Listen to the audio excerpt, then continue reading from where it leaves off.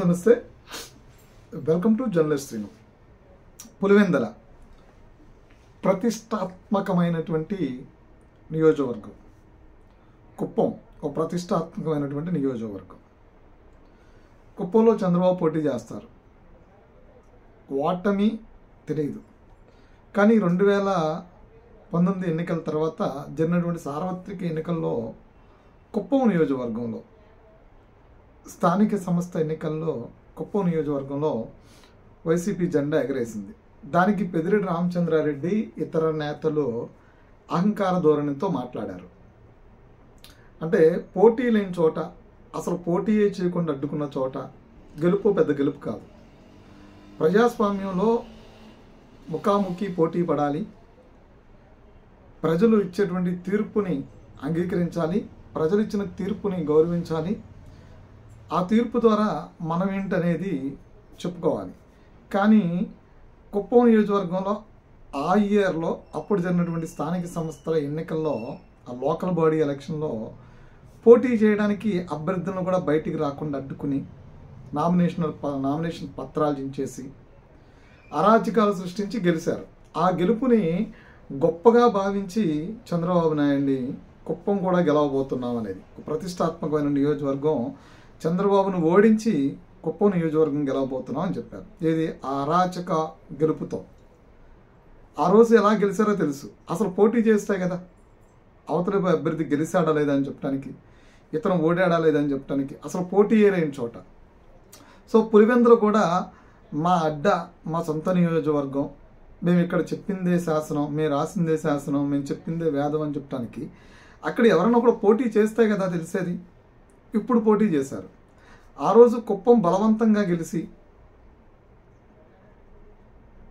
పెద్దిరెడ్డి రామచంద్రారెడ్డి ఇతరులు జగన్మోహన్ రెడ్డి చంద్రబాబు నాయుడు కుప్పంలో ఓడిస్తున్నామని చెప్పారు.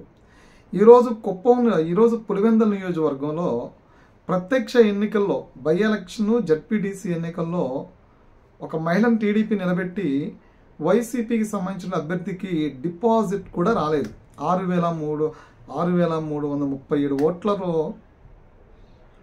మారెడ్డి లతారెడ్డి గెలిస్తే 683 ఓట్లకు మాత్రమే పరిమితమయ్యాడు వైసీపీ అభ్యర్థి హేమంత్ రెడ్డి.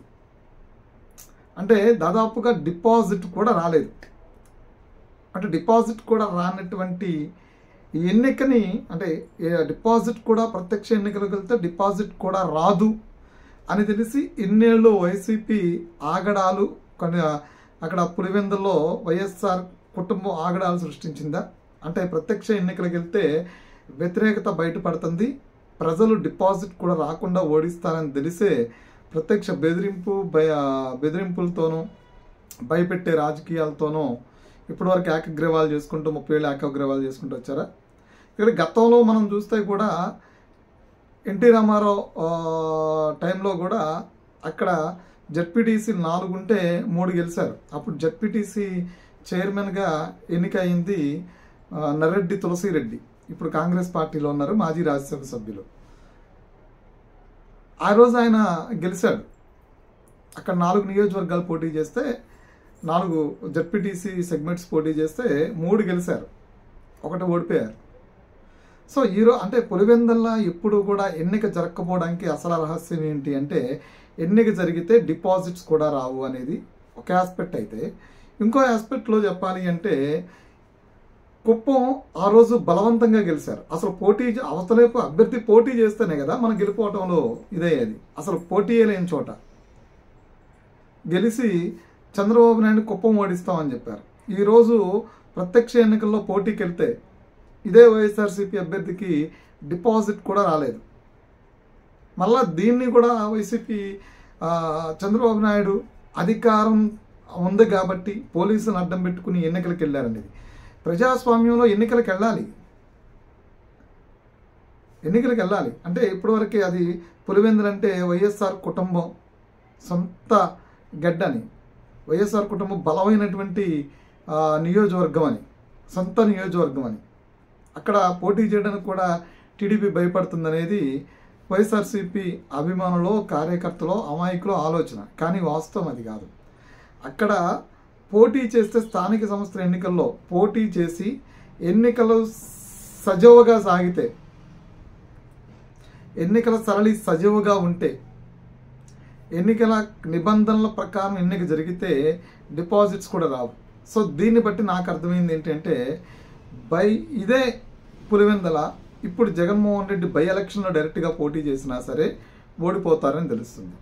ఎందుకంటే అప్పుడు ఆయన పవర్ ఆఫ్ గవర్నమెంట్లో ఉన్నారు. చాలా కాలం అక్కడ రౌడీజంతోనో రాచరికంతోనో ప్రజలను ఇబ్బంది పెట్టి భయభ్రాంతులు గురి చేసి అపోనెంట్ వ్యక్తిని పూర్తిగా రాజకీయ ఎన్నికల ప్రచారం కూడా చేసుకోకుండా అడుగడుగున అడ్డుకుని బలవంతంగా ఓట్లు వేయించుకుని రెగ్గింగ్లు చేసి దొంగ ఓట్లు వేయించుకుని గెలిచారు జగన్మోహన్ రెడ్డి.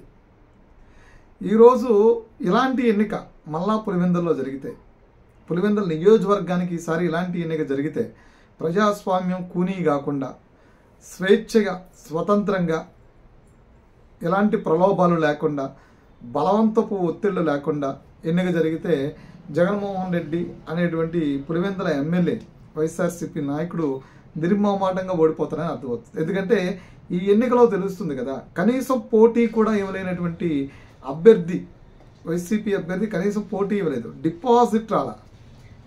డిపాజిట్ కూడా రాకుండా ఓడిపోయాడు. ఇది నిజమైనటువంటి